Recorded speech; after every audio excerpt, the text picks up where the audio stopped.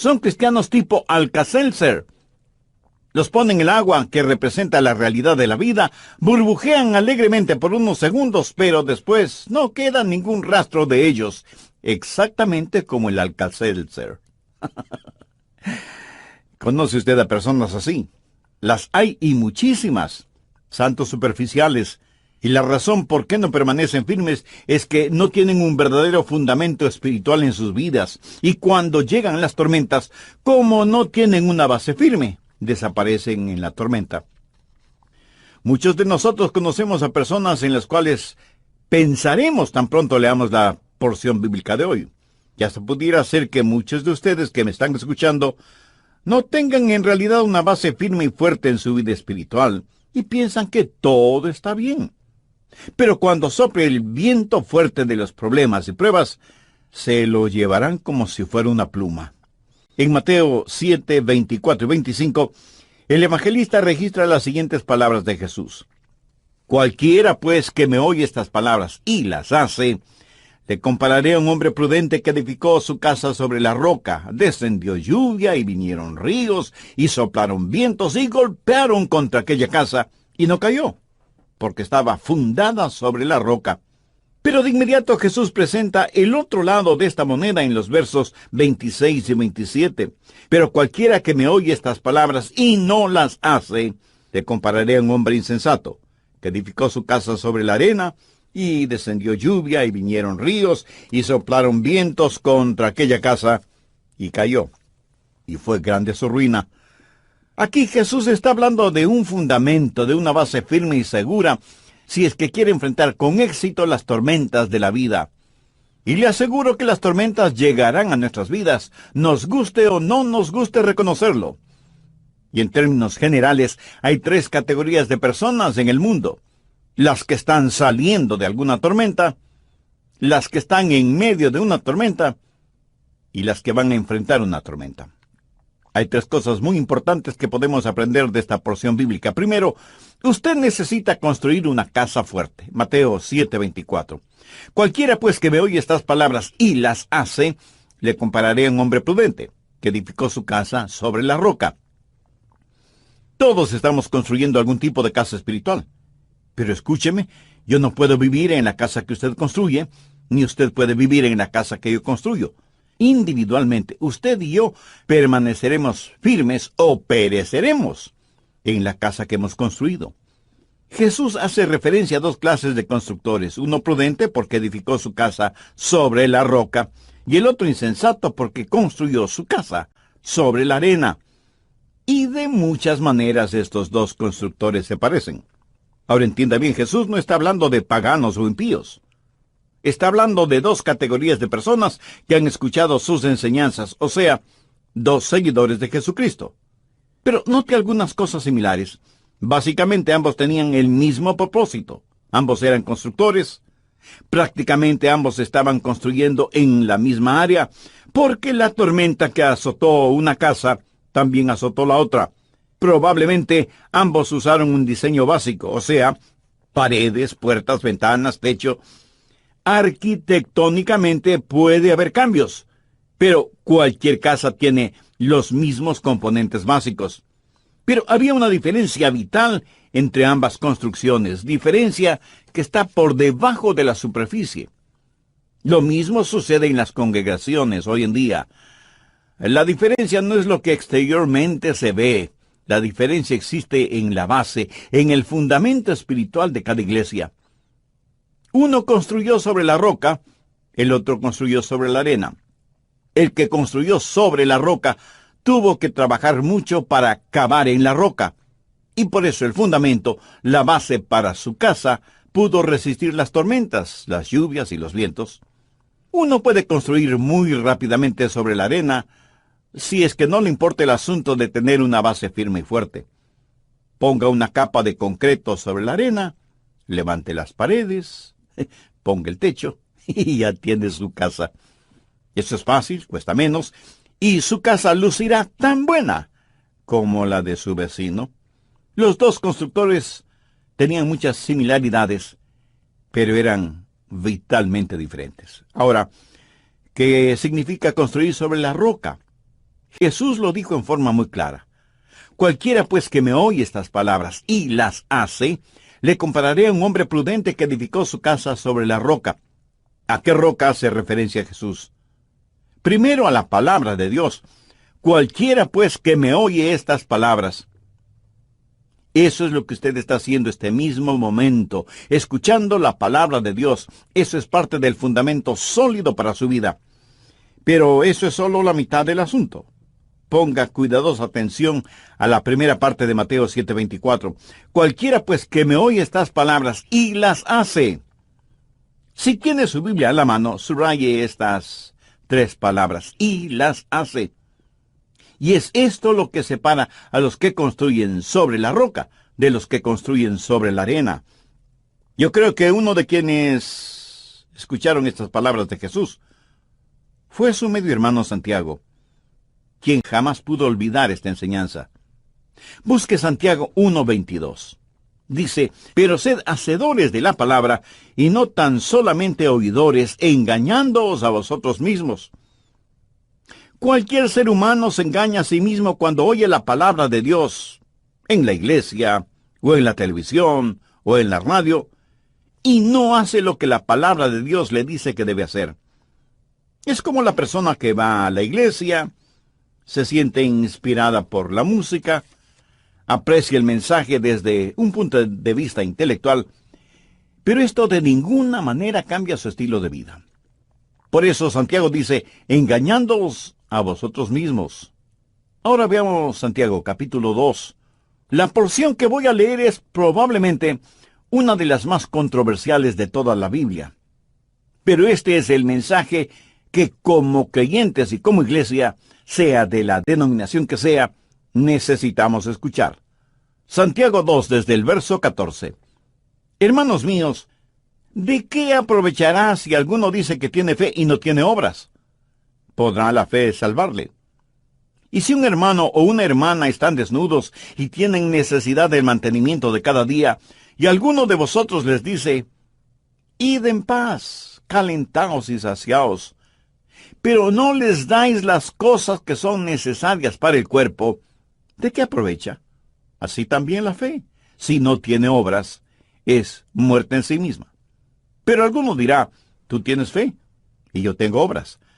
Muéstrame tu fe sin tus obras, y yo te mostraré mi fe por mis obras.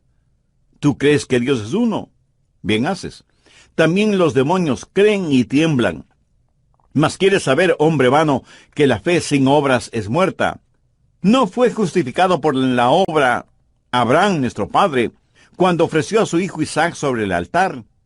¿No ves que la fe actuó juntamente con sus obras, y que la fe se perfeccionó por sus obras? Y se cumplió la escritura que dice, Abraham creyó a Dios, y le fue contado por justicia, y fue llamado amigo de Dios. Vosotros veis, pues, que el hombre es justificado por las obras y no solamente por la fe. Asimismo también Rahab, la ramera, no fue justificada por obras cuando recibió a los mensajeros y les envió por otro camino. Porque como el cuerpo sin espíritu está muerto, así también la fe sin obras está muerta. ¿De qué se trata todo esto? Quiero que lo siguiente quede absolutamente claro en su mente y corazón. Somos salvos por gracia, por medio de la fe, y no por obras de justicia que hayamos hecho. Somos salvos de acuerdo a la misericordia de Dios. Efesios 2, 8 y 9. Porque por gracia sois salvos por medio de la fe, y esto no de vosotros, pues es don de Dios, no por obras, para que nadie se gloríe. Y en Romanos 11:6, Pablo dice lo siguiente, y si por gracia, ya no es por obras. De otra manera, la gracia ya no es gracia. Y si por obras, ya no es gracia. De otra manera, la obra ya no es obra. ¿Qué es lo que Pablo está diciendo? Que no podemos mezclar la gracia y las obras. Y usted tiene que decidir, o es salvo por la gracia de Dios, o es salvo por sus propios esfuerzos. Pero aquí viene Santiago y dice, la fe sin obras es muerta. Y parecería que entre Pablo y Santiago hay un argumento en este asunto, pero no es así. De hecho, los dos están de acuerdo. Recuerde que toda escritura es dada por inspiración de Dios. Pablo y Santiago están hablando de las dos caras de una misma moneda.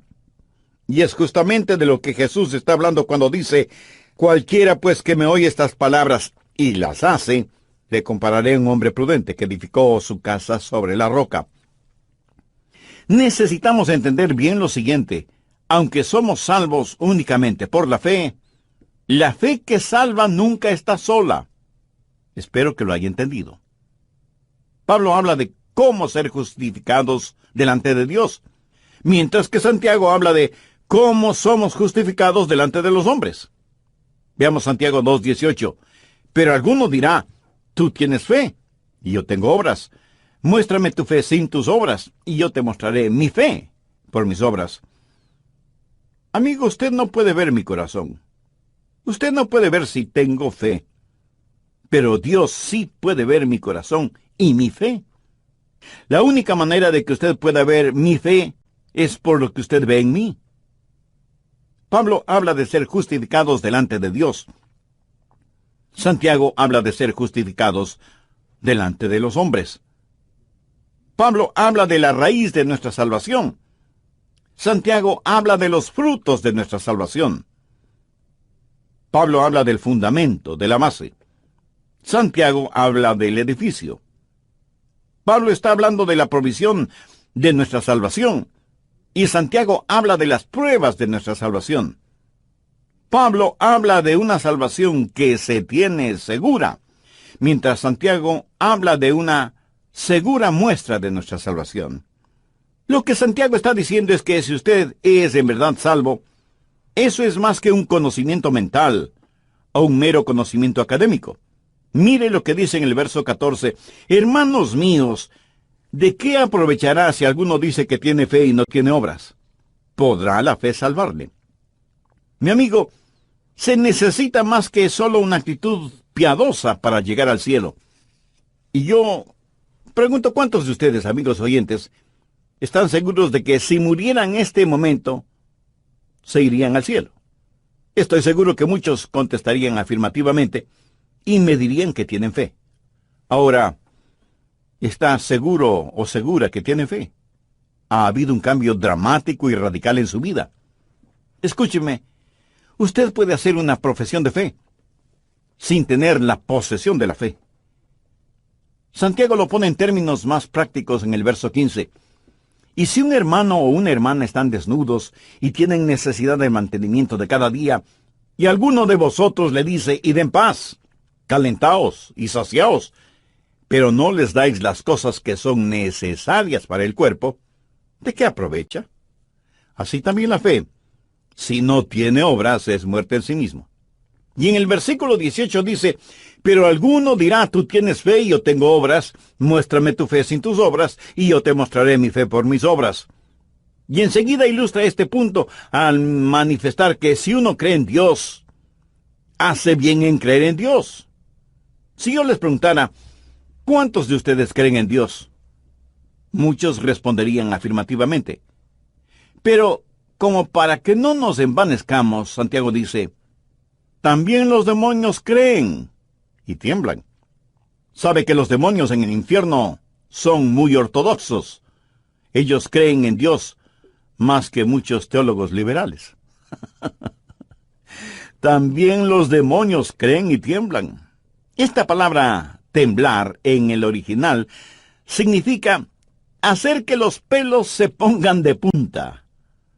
Solo el pensar en Dios hace que los demonios tiemblen. Y Jesús tiene toda autoridad sobre los demonios. Suponga, solo suponga, que un día usted conversa con un diablo y le pregunta: ¿crees en Dios? Por supuesto que sí. ¿Crees que Jesucristo es el Hijo de Dios? Sin la menor duda. ¿Crees en su nacimiento virginal? Ese fue un hecho innegable. ¿Crees que murió en la cruz del Calvario y que fue sepultado en una tumba y resucitó al tercer día? Sí. Además, son hechos históricamente comprobados. Diablo, permíteme hacerte una pregunta más. ¿Estarías dispuesto a doblar tus rodillas delante de él? Y el diablo enfurecido contesta: no, jamás haré eso. ¿Sabe que hay mucha gente que cree que porque tiene un conocimiento filosófico y académico de los hechos bíblicos, o porque son miembros activos en una iglesia, tienen ya asegurada su entrada en el cielo. No tienen más fe de la que tiene un diablo, porque nunca se han rendido frente al señorío de Cristo. Jesús dijo, no todo el que me dice, Señor, Señor, entrará en el reino de los cielos, sino aquel que hace la voluntad del Padre. Y aquí no está hablando de obras para ser salvos.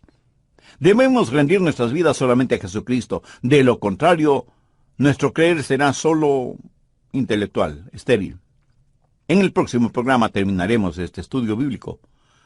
¿Cómo definiría usted su creencia en Dios? Estoy asumiendo que usted cree en Dios, porque si no cree en Dios, no podrá contestar la pregunta.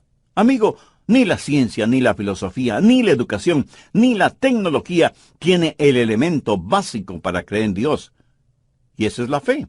Si usted deposita su fe y confianza en Jesucristo, conocerá al Padre por medio del Hijo, y porque el Hijo de Dios estuvo a favor de nosotros, fue a la cruz para morir por nosotros. Le ha recibido por fe en su corazón como su Salvador y Señor. Si aún no lo ha hecho, ¿por qué no hace esa decisión en este mismo momento? Dios le ama y quiere salvarle. Quiere que usted experimente su gracia y misericordia. Quiere que usted construya su casa espiritual sobre la roca que es Cristo. Si hace esa decisión, su nombre será inscrito en el libro de la vida del Cordero y habrá gozo en el cielo por su arrepentimiento.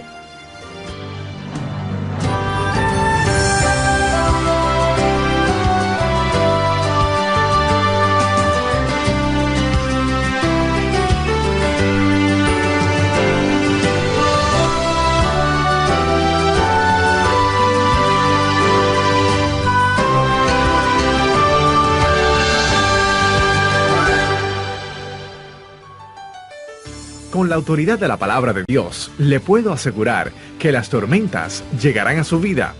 ¿Y qué es lo que harán esas tormentas? Bueno, van a demostrar la clase de base o fundamento sobre la que hemos construido nuestra vida. Las tormentas pondrán a prueba su fe. Y la fe que no puede ser probada es una fe que no puede ser confiada. Lo repito, no piense que porque usted es ya salvo o salva no tendrá problemas, ni dificultades, ni tormentas en su vida. Si usted saca su teología de las circunstancias en vez de la palabra de Dios, va a terminar pensando que Dios no le ama. Habrá tormentas, enfermedades, sufrimientos, desilusiones y aún persecución espiritual, psicológica y hasta física. Pero ninguna de estas cosas destruirá la vida del creyente que ha construido su casa sobre la roca. Aunque las tormentas llegarán a la vida de todos nosotros, no todas las tormentas son iguales en las consecuencias o en su duración. Un saludo cordial desde el amor que vale. Mi nombre es Irving Ravelo. En esta ocasión, continuamos con el mensaje ¿Cómo enfrentar las tormentas de la vida? Y acá les presentamos la segunda parte. Vayamos ahora con el Dr. Adrián Rogers en la voz del pastor Lenín de Llanón. Haré un muy breve resumen de lo que estudiamos en el programa anterior. Dije que estamos en la parte final del Sermón del Monte, dicho por Jesús primordialmente para sus discípulos, aunque había una multitud escuchándole. Y el punto medular de la enseñanza de Jesús en el capítulo 7 de Mateo, los versos del 24 al 27, es la parábola de los dos constructores que construyen sus respectivas casas en la misma zona. Pero el uno construye su casa sobre la roca y el otro la construye sobre la arena. Bien, prosigamos. Si usted sabe algo de historia bíblica, ¿cuándo es que Abraham fue justificado? En Génesis 22, él está dispuesto a ofrecer a su hijo Isaac como sacrificio. Pero en Génesis 15, la Biblia dice que Abraham creyó a Dios y esto le fue contado por justicia. ¿Cuál es la diferencia? Lo que sucedió en Génesis 15, cuando Abraham creyó a Dios, se materializó 30 años más tarde en Génesis 22, cuando ofreció como sacrificio a Isaac. Abraham verdaderamente creyó en Dios y creyó a Dios. Es paradójico el decir que usted es salvo y que ama a Dios, si es que no vive de acuerdo a la palabra de Dios. La otra ilustración que Santiago usa tiene que ver con Rahab la ramera, justificada por la ayuda que prestó a los espías israelitas. Recuerde que Santiago está hablando de ser vistos por los hombres. Nadie, excepto Dios, pudo ver el corazón de Rahab. Y la vida de esta mujer en el Antiguo Testamento fue tan cambiada que se casó con un príncipe de Israel y vino a ser la tatarabuela del rey David. Extraordinario, ¿no le parece? Muchos de quienes son miembros de iglesias siguen viviendo mundanamente. Cuando mueran, las puertas del infierno estarán completamente abiertas para ellos. Escúcheme, si su religión no ha cambiado su vida, es mejor que cambie de religión. El decir creo o escuchar las palabras de Dios no es suficiente si es que no tiene el elemento de la fe. Y Santiago da una ilustración clásica. Mire el verso 26 de Santiago 2. Porque como el cuerpo sin espíritu está muerto, así también la fe sin obras está muerta. Vamos a suponer que somos estudiantes de medicina y estamos frente a un cadáver para hacerle la autopsia. Con afilados bisturíes cortamos cuidadosamente la piel. Sus órganos internos están intactos.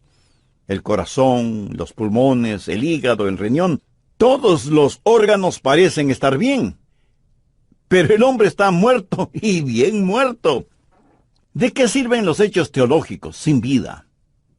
Porque como el cuerpo sin espíritu está muerto, así también la fe sin obras está muerta.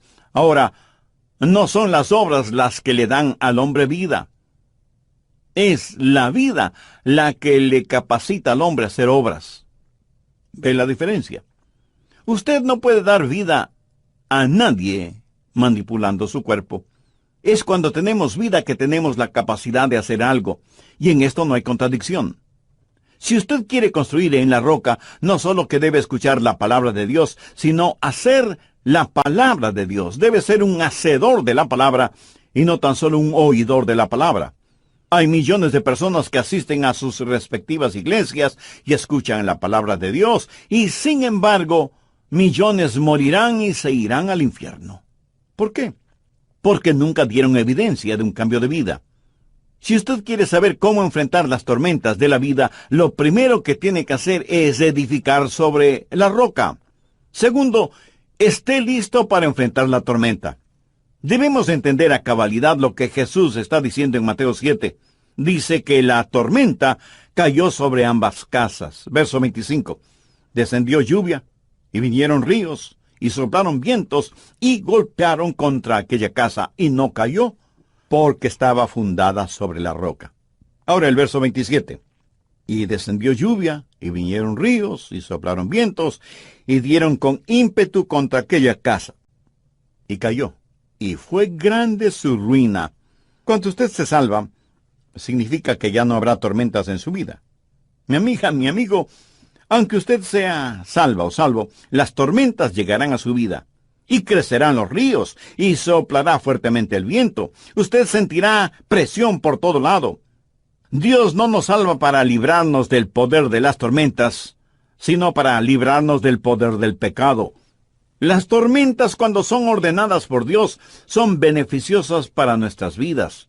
El pecado nunca lo es.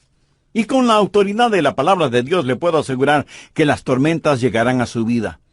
¿Y qué es lo que harán esas tormentas? Van a demostrar la clase o base fundamental que usted tiene en su vida. Las tormentas pondrán a prueba su fe. Y la fe que no puede ser probada es una fe que no puede ser confiada. No piense que porque usted es ya salvo o salva, no tendrá problemas, ni dificultades, ni tormentas en su vida. Si usted saca su teología de las circunstancias en vez de la palabra de Dios, va a terminar pensando que Dios no le ama. Habrá tormentas, enfermedades, sufrimientos, desilusiones y aún persecución espiritual, psicológica y hasta física. Pero ninguna de estas cosas harán mella en la casa del creyente que ha construido su casa sobre la roca. Busque Romanos 8, desde el verso 35. ¿Quién nos separará del amor de Dios? ¿Tribulación o angustia, o persecución, o hambre, o desnudez, o peligro, o espada? Como está escrito, Por causa de ti somos muertos todo el tiempo. Somos contados como ovejas de matadero. Antes en todas estas cosas somos más que vencedores por medio de aquel que nos amó. Por lo cual estoy seguro que ni la muerte, ni la vida, ni ángeles, ni principados, ni potestades, ni lo presente, ni lo porvenir, ni lo alto, ni lo profundo, ni ninguna otra cosa creada nos podrá separar del amor de Dios, que es en Cristo Jesús, Señor nuestro. Cualquier dificultad en su vida no significa que Dios le ha abandonado, porque Él mismo ha prometido que nunca nos dejará ni nos abandonará. Anote al margen Hebreos 13, los versos 5 y 6. Sean vuestras costumbres sin avaricia, contentos con lo que tenéis ahora. Porque Él dijo, no te desampararé, ni te dejaré. De manera que podemos decir confiadamente, el Señor es mi ayudador, no temeré lo que me pueda hacer el hombre. Por lo tanto, usted debe edificar, debe construir una casa firme, fuerte, segura, y entonces estará listo para enfrentar cualquier tormenta, para poder también experimentar una bendición extraordinaria. Cualquiera pues que me oye estas palabras y las hace, le compararé a un hombre prudente que edificó su casa sobre la roca. Descendió lluvias y vinieron ríos y soplaron vientos y golpearon contra aquella casa y no cayó porque estaba fundada sobre la roca. ¿Por qué algunas personas se dan por vencidas? ¿Por qué viven vidas derrotadas? ¿Por qué se dejan arrastrar por las tormentas? Porque aunque con buenas intenciones, han construido su casa sobre la arena. Han construido sus vidas sobre las arenas movedizas de la actividad religiosa, pero no sobre la roca firme y segura que es Jesucristo. Pablo en 1 Corintios 3:11 dice, porque nadie puede poner otro fundamento que el que está puesto, el cual es Jesucristo. Hay hermosas familias que van a la iglesia, sirven a Dios. De pronto los problemas y dificultades llegan y dejan de ir a la iglesia. Hermosas casas, con lindos muebles, bien pintadas, bien decoradas, bien diseñadas. Maravillosa casa espiritual, pero sin base ni fundamento sólido. Y por eso cuando llegan los problemas hay que reconocer con profunda tristeza que muchas personas simplemente abandonan la fe. Pero el apóstol Juan hace una profunda y dolorosa reflexión sobre estas personas en 1 Juan 2:19. Salieron de nosotros, pero no eran de nosotros, porque si hubieran sido de nosotros, habrían permanecido con nosotros, pero salieron para que se manifestase que no todos son de nosotros. No estoy hablando de perfección sin pecado. No estoy diciendo que si usted es salvo y ha entregado su corazón a Jesús y llegan las tormentas a su vida, usted no tendrá dudas. No estoy diciendo eso. Tampoco digo que por ser ya salvo no tropezará y caerá, o que no experimentará momentos y circunstancias nada espirituales que le harán dudar de la fe. Cuando Jesús dio esta enseñanza bíblica en el Sermón del Monte, acerca de estas dos clases de constructores, ¿sabe quiénes con toda seguridad estaban escuchando este mensaje? Simón Pedro y Judas Iscariote. Y escucharon de los labios de Jesús, cualquiera pues que me oye estas palabras y las hace, le compararé a un hombre prudente que edificó su casa sobre la roca. Descendió lluvia y vinieron ríos y soplaron vientos y golpearon contra aquella casa y no cayó porque estaba fundada sobre la roca. Pero cualquiera que me oye estas palabras y no las hace, le compararé a un hombre insensato que edificó su casa sobre la arena, y descendió lluvia, y vinieron ríos, y soplaron vientos, y dieron con ímpetu contra aquella casa, y cayó. Y fue grande su ruina. Judas oyó este mensaje. Simón Pedro oyó este mensaje. Dos clases de constructores muy similares. Ambos construyeron una casa espiritual. Y al mirar las dos casas, seguramente usted hubiera dicho, Judas construyó una mejor casa que Pedro. ¿Sabe quién era el mejor hombre exteriormente? ¿Sabe quién tuvo la mejor casa? No fue Pedro. ¿Sabe lo que hicieron con Judas? Le nombraron tesorero. ¿A quién nombra usted como tesorero en una organización, en un grupo, en una iglesia? A la persona que tiene su confianza, ¿verdad? Cuando durante la última cena de Jesús con sus discípulos, él dijo que uno de los 12 le traicionaría, nadie dijo, oh, seguramente se refiere a Judas. Cada uno de ellos se preguntó, ¿seré acaso yo? Y no pensaron en Judas como el traidor, porque Judas había construido una casa.